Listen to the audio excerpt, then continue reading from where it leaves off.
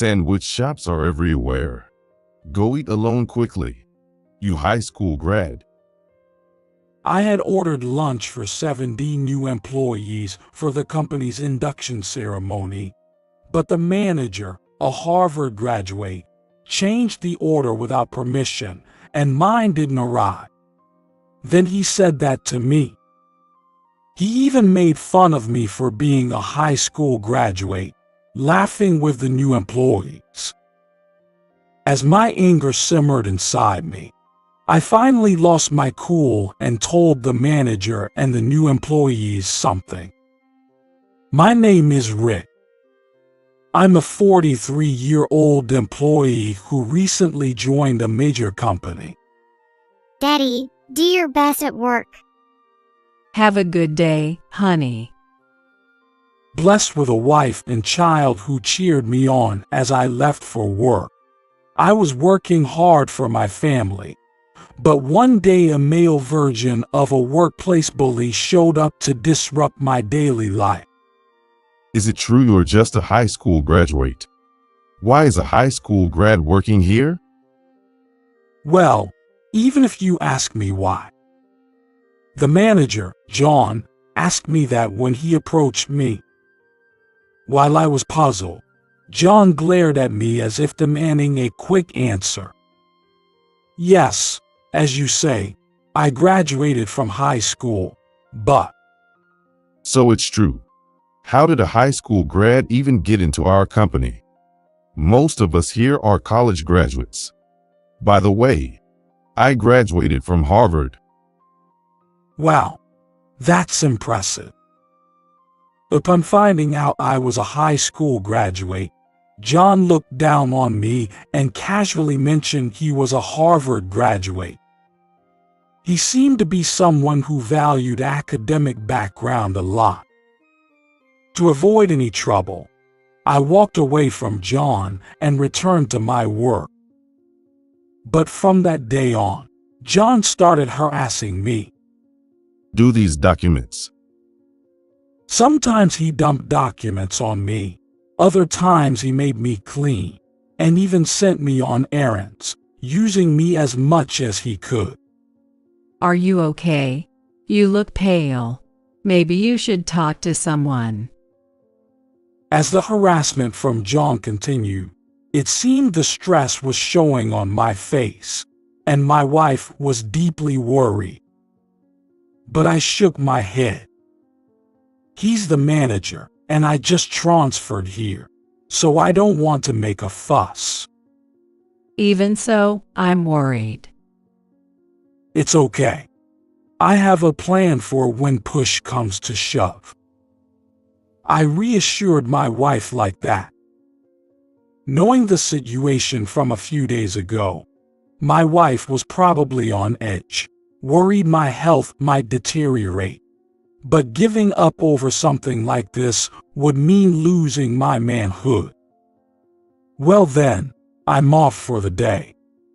Daddy, do your best. Whether they knew the situation or not, I received cheers from my beloved child, and I headed to work determined not to lose. Rick, handle these documents today. If you want to get close to a Harvard graduate and manager like me, you have to do this kind of work. That's right. Leave it to me. Fueled by my family's encouragement, even when John increased my workload again, I took it on with enthusiasm. John, who watched me in astonishment, didn't bother me at all, and I even gained skills. It was a win-win situation for me. Learning that things could change depending on my approach and mindset, I continued to positively handle any harassment from John, turning it into skill development. Hey, I don't understand this part. Then, as I grew, other employees started approaching me for help. Instead of asking the angry John, they asked me when they didn't understand something, and I made sure to explain things politely.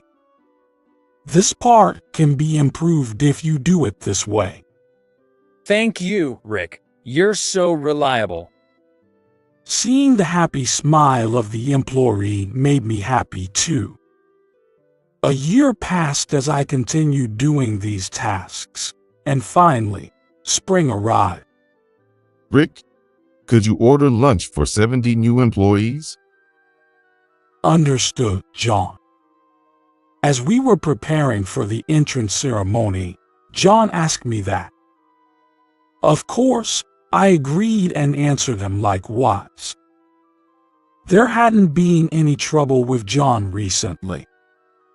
So, without much thought, I called the sandwich shop and placed the order.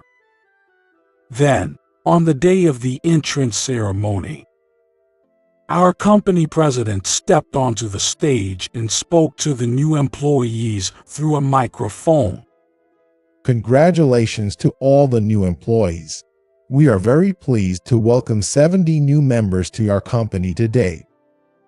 As you become a part of society, we expect you to grow significantly as important personnel in our company, carrying a sense of responsibility and awareness. With the president's speech ending, the induction ceremony concluded, and it was time for lunch. I saw the delivery car from the sandwich shop arriving, and I started handing out the sandwich boxes to the new employees one by one. I had ordered enough for all of our employees, so as I was handing them out, I noticed that mine was missing. That's strange. I'm sure I ordered enough for everyone. Looking at the receipt I received from the delivery person, I noticed that the number was one less than what I had ordered over the phone. When I immediately asked the delivery person, they told me that there was a change made after my order. It was a call from your company's manager. He said there were too many sandwich boxes ordered, so he asked to reduce it by one. Didn't you know about this?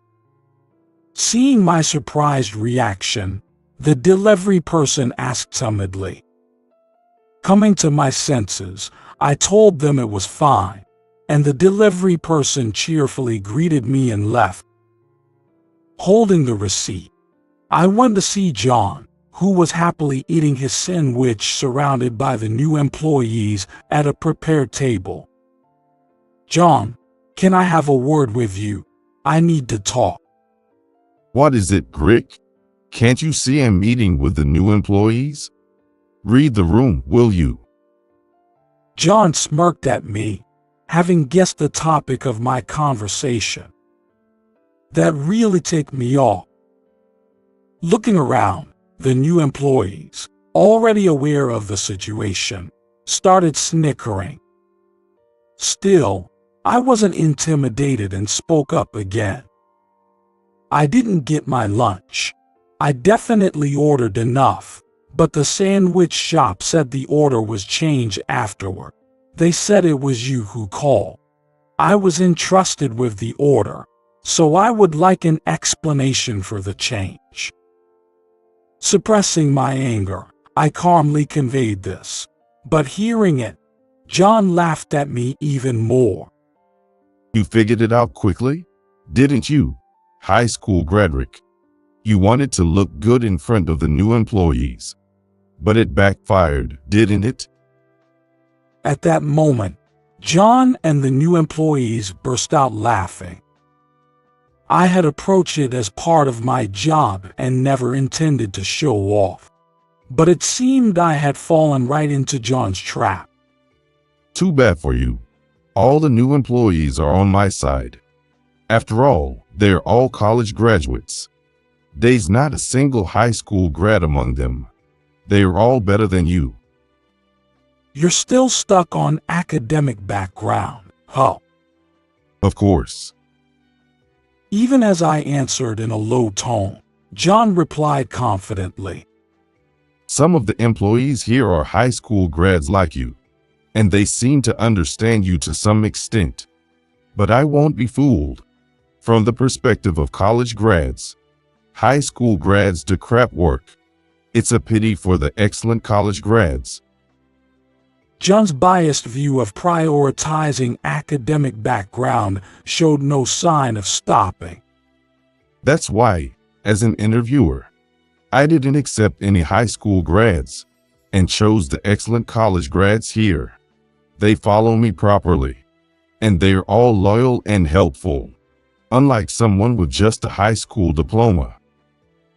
Despite not arguing with John and following him as an employee, I still seemed inferior to the college grads. Sandwich shops are everywhere. Go eat alone quickly, you high school grad. Bringing the topic back to the sandwich, John urged me to leave the room. At that point, I completely lost my cool. Fine. Then all of you, consider your job offers canceled. Huh? The new employees, unable to grasp my smiling words immediately, raised their voices in confusion. Their bewilderment made me chuckle. Looking at John, he wore the same dumbfounded expression. I wanted to burst out laughing, but I felt it was necessary to explain things to everyone, so I continued speaking. Didn't you hear me? For those of you who are a bit slow to understand, I'll say it again. I said I'm canceling the job offers of all the new employees here that John selected. Huh? What nonsense are you talking about? Have you lost your mind? You're just an employee, and a high school graduate at that. You can't do something like that. John started laughing again, joined by the new employees. Are you planning to report this to the president? Who do you think the president will believe? A mere employee or me, the manager? Of course, the president will believe the mere employee, John. Suddenly, the president appeared, and everyone turned to look at him. John and the employees were taken aback. President, why are you here? Did Rick call you?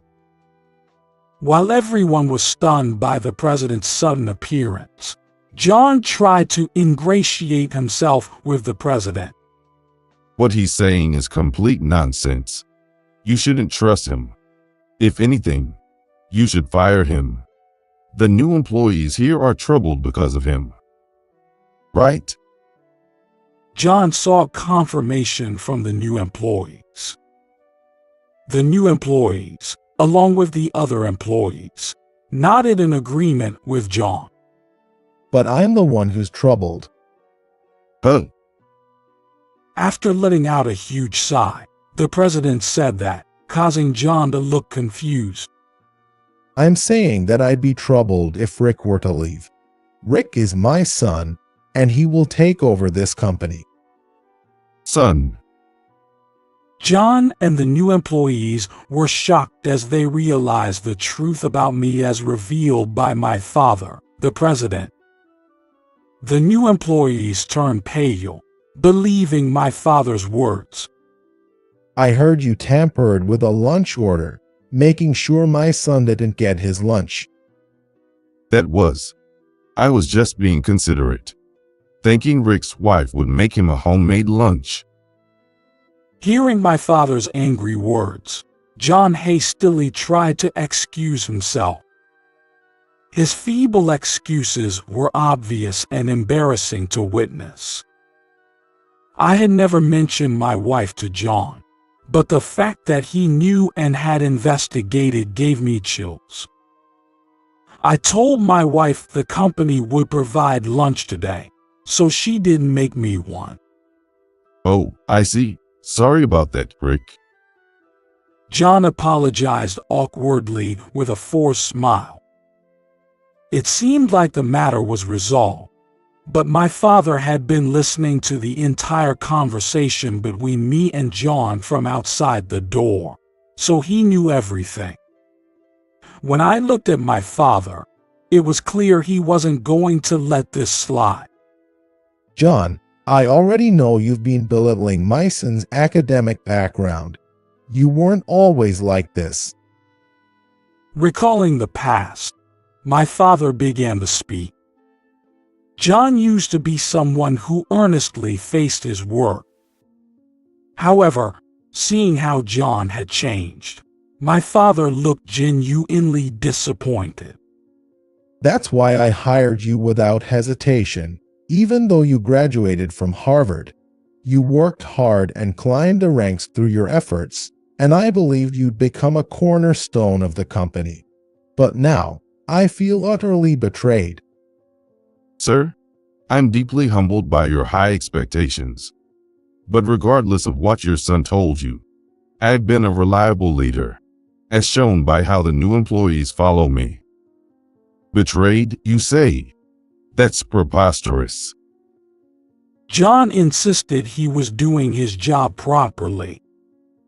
But his anxiety was evident, and he lacked conviction. Looking back at the new employees, they were too shocked to say anything, facing both me and the president. They likely started to realize their own complicity. The new employees followed you not just because you're the manager, right? What do you mean, Rick? John's nervousness was apparent as I continued to press. I pulled out an investigation report from inside my suit. I just received the investigation results. It turns out that during your time as an examiner and interviewer, you conducted hostile interviews towards high school graduate applicants. What? John was shocked by my words as I calmly read from the report. Ignoring John's reaction, I continued speaking.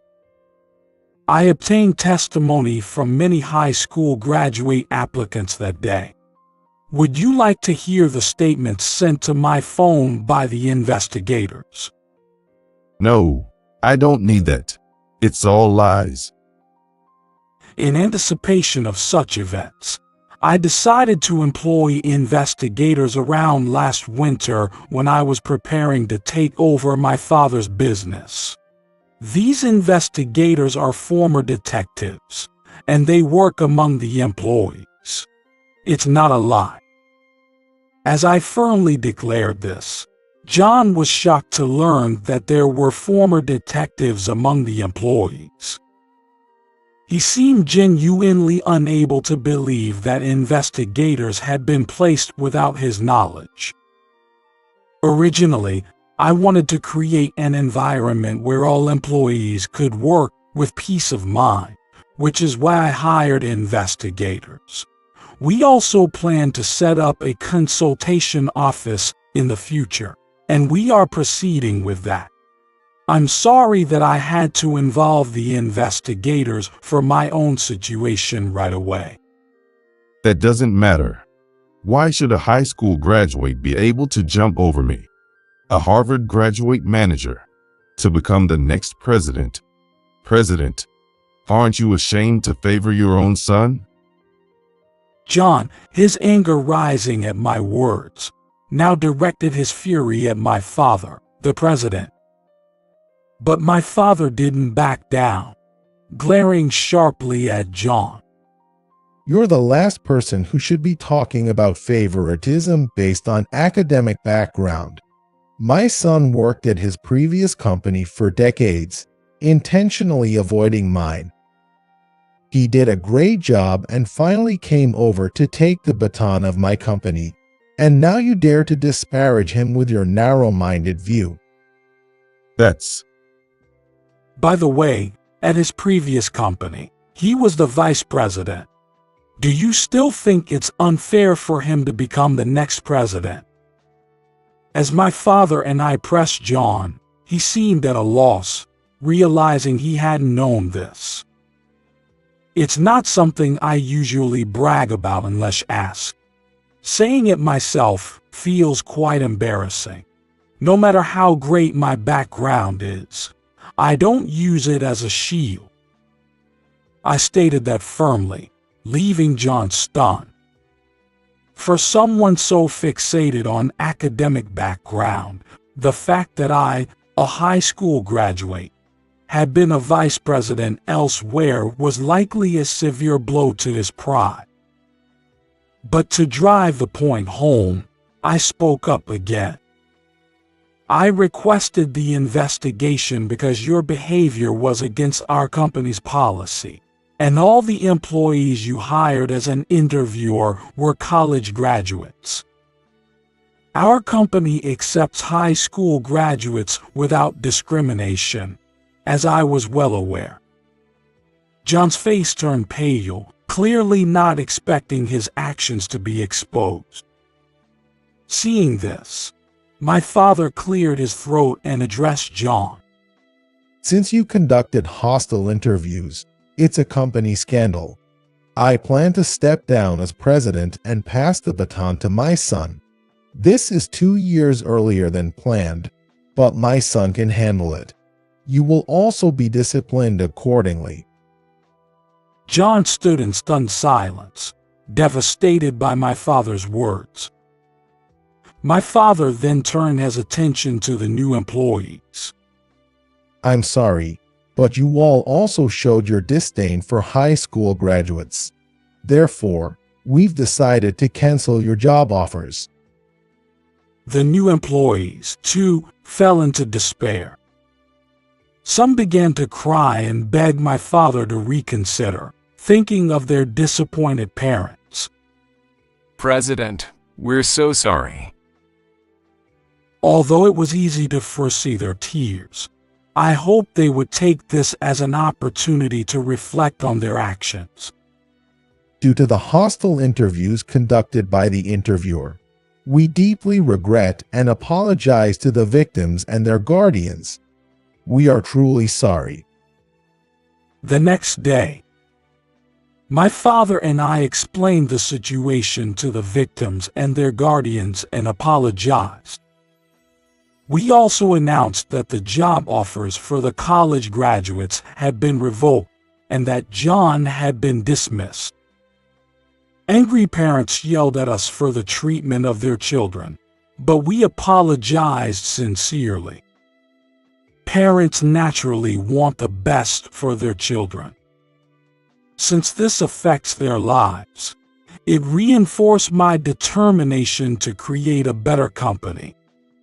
Rick, I entrust the company to you.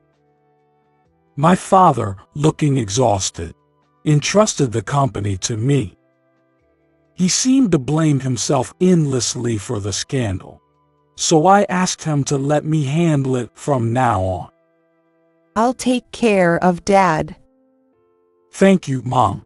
Contact me if anything happens. With that, I left my parents' house. Fortunately, my mother was there to take care of things at my parents' house, which was a great help. My mother looked distressed seeing my father so exhausted, but she assured me she would take care of him, and I was deeply grateful for that. Meanwhile, John tried to find another job in the same industry but was completely blacklisted and had to take up a different line of work. He now works as a laborer at a construction site, doing hard physical labor, far removed from his previous role as a manager.